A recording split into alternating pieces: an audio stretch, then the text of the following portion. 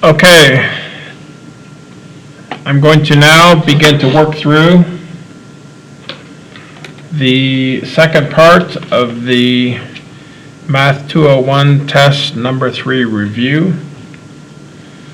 So in this review, it's broken up into two parts. Part 1 is mainly about taking the derivatives of natural exponential functions and natural log functions. And then when we come to part 2, we begin to look at problems of integration, or where we're going to take the integrals. So if I look here on the review, it looks like on part 2 there are 18 problems, and they are all solving integrals. The last 5 are definite integrals, and the first 13 are indefinite. And just in terms of definitions, an indefinite integral, you'll see when we get the solution, we'll almost always have variables in it, normally x, and they will also, the answer will also always have to have, where you add a constant, you'll see the plus c. So those are indefinite integrals. Definite integrals are when they give us some numbers to work with, and you'll see when we do those problems that the answer to the definite integral problems are just going to be actual numbers.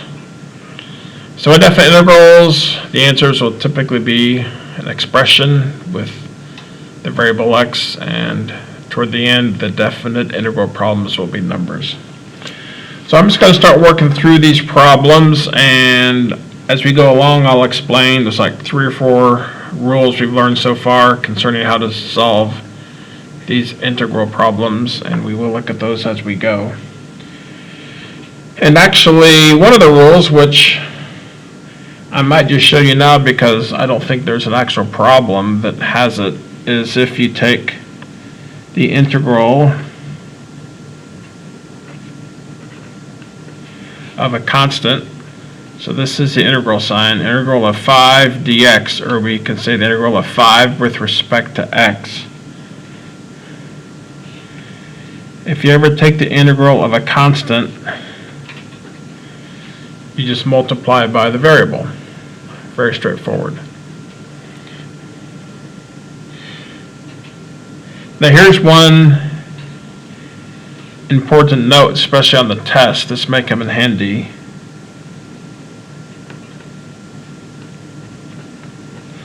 So what we did, we can say we did integration. But you know what you can do? If you take an integral and then you want to check and see if you have done the integral correctly, you can take your answer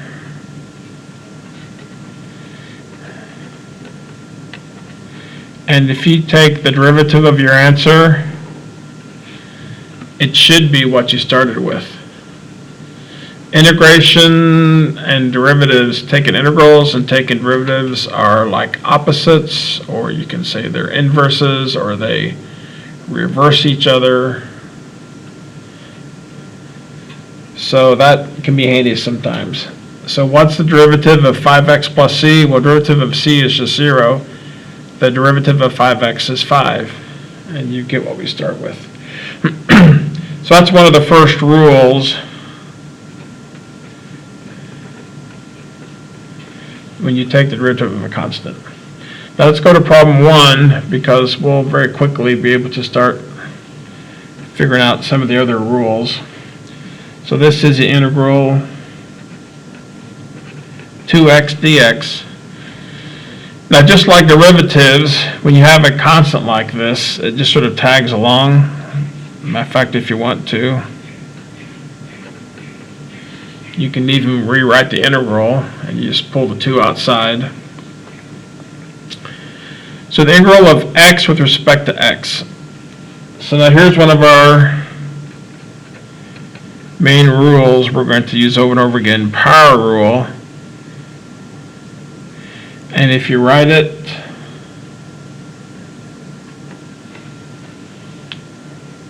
here's the way I explained it in class, and I'll do it this way. Sort of a simple way, but I like to do it like this. Well,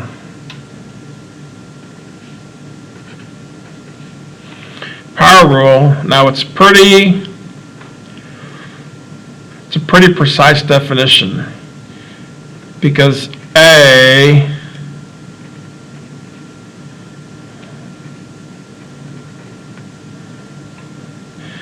let me not write any, you'll see why in a minute. Let me just say A has to be a number. In other words, it could be a whole number, it could be a negative number, it could be a fraction, it could be a decimal.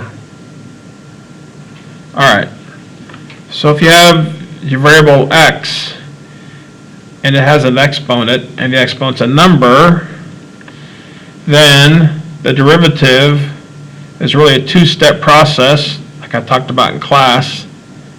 Well, yeah, two-step process. You're going to add 1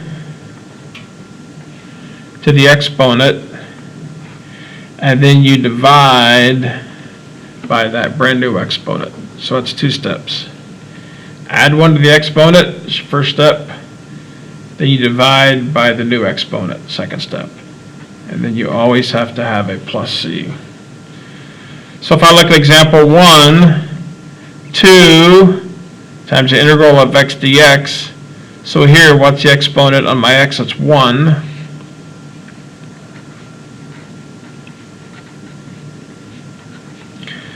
So x to the first, you add 1, and then you divide by your new exponent. Hopefully you can see the 2's cancel out.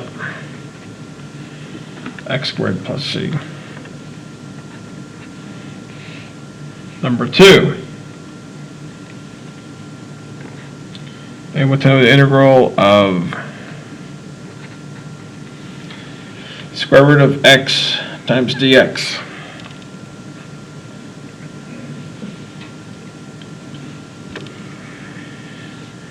Hopefully you realize almost every time in this class when we have a radical, we always switch it to a rational exponent. Well, we need to do the same thing here. Square root of x is the same as x to the 1/2. And now this is simply applying the power rule again. We have x raised to a number. The exponent's a number. So what do? You add 1 plus 1/2. Hopefully you all realize that that's 3/2. And then you divide by the new exponent. Of course you have a plus c. Now we need to simplify this because right now this is like a complex fraction, which we don't want to leave it that way. Shortcut is, if you have a fraction at the bottom, you can basically take that fraction and flip it, take the reciprocal, and multiply it by the top.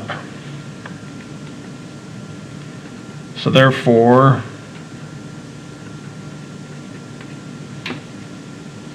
that should be your final answer.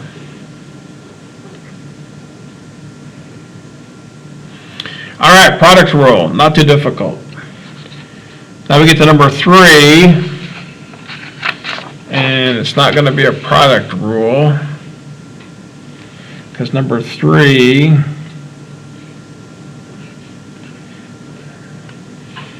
integral of 2e to the x dx, which, just to make it very clear,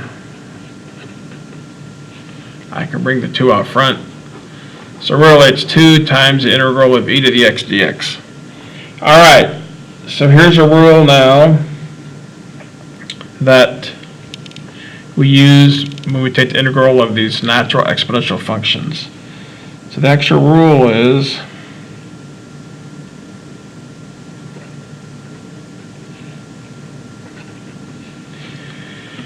now in this case, e to the ax. So they do allow us to have a number. Once again, a is a number. we can have a number or like a coefficient multiplied by the x up in the exponent. So it turns out, so you're at 1 over whatever's multiplied by the x. And then you simply copy down your exponent. So 3 is this right here, 2 times the integral of e to the x dx. The 2 tags along, integral of e to the x.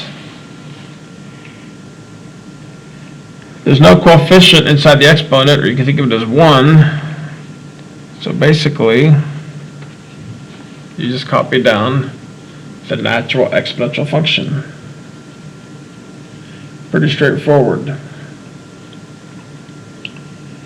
I think later on we'll have a couple more problems where we have to look at exponential functions. So for 1 over x squared minus 1 over x cubed dx. Now notice we have two terms inside the integral. Terms are when you add or subtract different expressions. Not multiply or divide, but add or subtract. In this case, we're taking this term, subtracting this term, two terms here. I'll never write it like this again, but just to make it clear, basically what you're doing is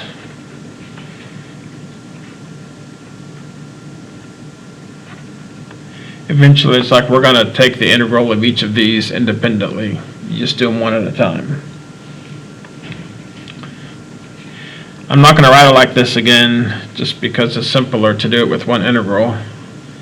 But this is what we're doing in our heads.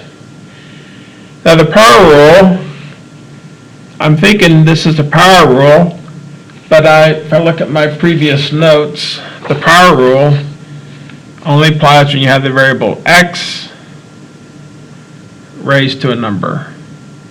You know, you can't have x in the bottom of a fraction, it's just x raised to a number. If I look at this, and then I recall that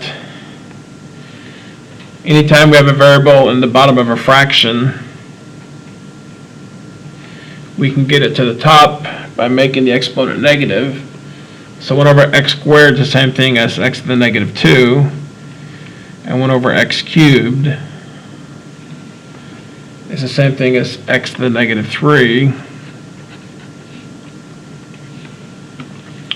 And now I can apply the power rule to each of these expressions independently. So let's take the integral of x to the minus 2. Once again, you add 1,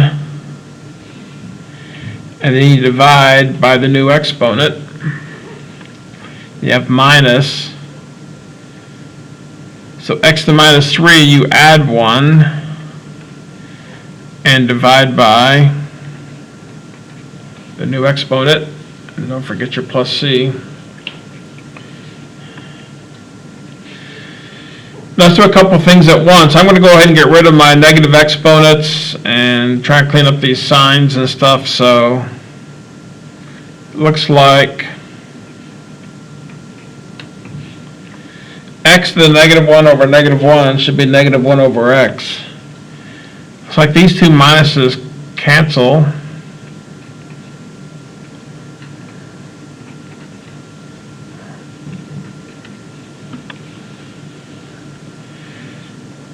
Oops, you probably caught that.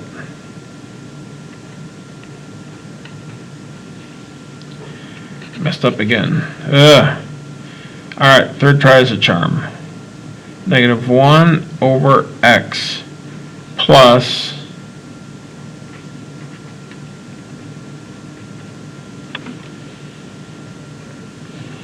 and some people sometimes people don't like to lead off with a negative, so you've ever seen this in a book or something, they might write it like this. Alright, so pretty straightforward. Just two applications of the power rule.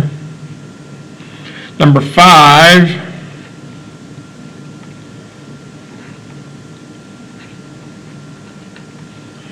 one over 2x plus 2x minus 2x squared. Now I have 3 terms, so I'll just take the integrals separately. Now let's take a minute and look at this first term, because let's take the integral of that by itself and let's see what happens. So it's integral of 1 over 2x, or if I want to,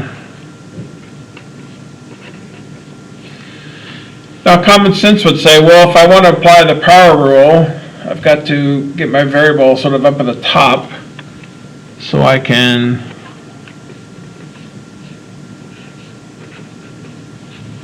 do this. So now I can apply the power rule. So I take x to the minus 1 and add 1 to it, which is 0, and then you divide by your new exponent, which is all well and good except for one minor detail. Hopefully you remember and have learned in math, you cannot ever divide by 0. If you do, then bad things can happen and you can have quite a mess on your hands. So you know what?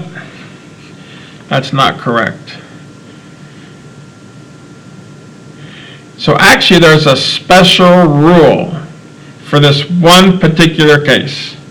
And that's the case where you have 1 over x. Because this happens,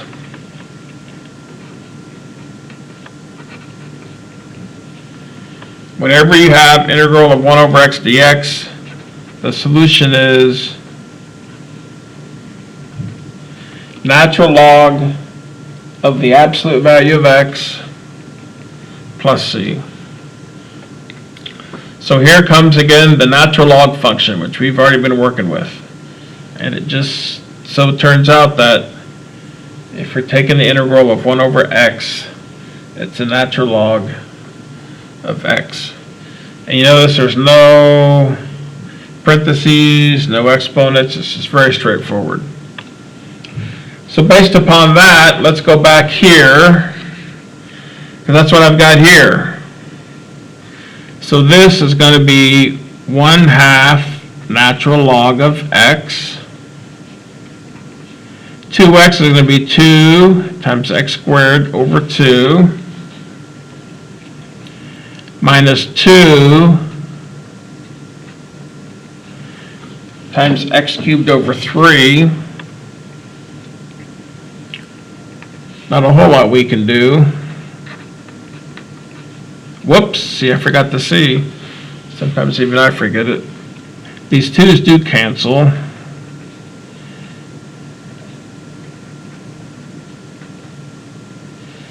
I'll rewrite negative 2x cubed over 3 is negative 2/3 times x cubed. These are the same. There you go. Hopefully not too hard, but sort of a new twist. This whole idea of taking the natural log of 1 over x is now a natural log of x. All right. How about number 6?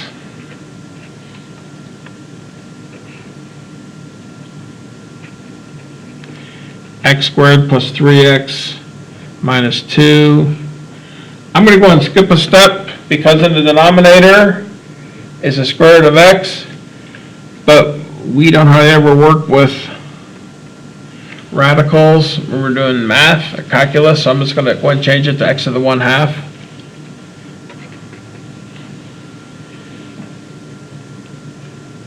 Now when you look at this, we got a fraction here, and like I said in class, taking derivatives is pretty easy. It's like a piece of cake because you can take the derivatives of most anything. I mean, it may get ugly, but you can take the derivative. But integrals, very specific rules. Like as of right now, I don't know if I could or how I would take the integral of something like this. Not really learned any rules about having an expression on the top, something on the bottom, you got the exponent. Looks pretty confusing. So sometimes what you can do when you're given an integral that at first blush you think you're maybe kind of stuck, or at least you don't know any rules to use, if we do a little manipulation off the top, sometimes you can rewrite that integral, rewrite the expression so that you can actually solve it. What I'm going to do is I'm going to break this up into 3 fractions. So basically, x squared over x to the 1/2 plus 3x over x to the 1/2 minus 2 over x to the 1/2. All of this, take the integral with respect to x. Now I need to simplify. Now you got to remember some of your exponent rules. X cubed over x to the 1/2. This really means 2 minus 1/2, right? When you have a division problem, when the exponents have the same base, you take the top exponent, you subtract the bottom exponent.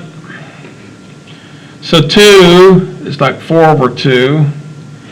So by the time you subtract 1/2,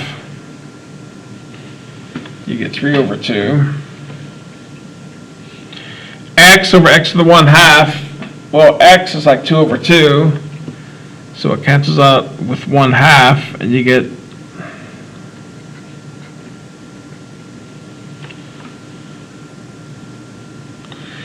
then finally, down here you get negative 2 over x to the 1/2 in the bottom.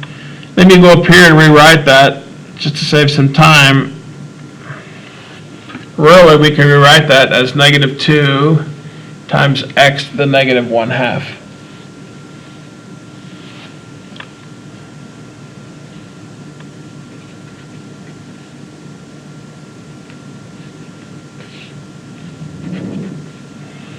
So now we actually have the integral in a form where we should be able to take the integral, because all 3 of these terms are just an application of the power rule. The math might be a little messy with fractions, but we can definitely do it. So the integral of x to the 3/2, if you add 1, which is 2 over 2,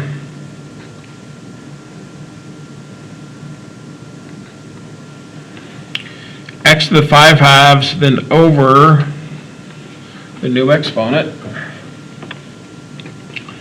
plus 3, add 1 to your exponent,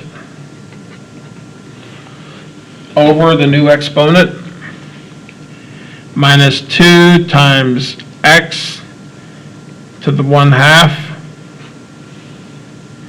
over the new exponent.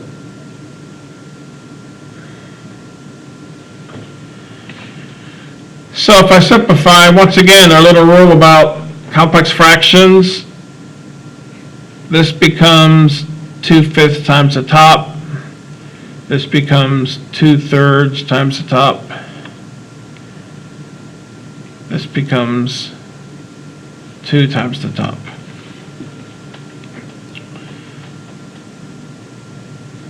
So I could say 2/5 x to the 5/2 plus 2x to the 3/2 minus 4x to the 1/2. Oops, yeah, I forget to plus these also. Let me check and see if that's what answer I have. Make sure I don't make any mistakes. Of course, you probably know it by now if I did. I think that's correct. All right, let's do this. Coming up about 25 minutes. Let's go and stop now. I don't want these videos to be too big. And we'll pick up again on number 7.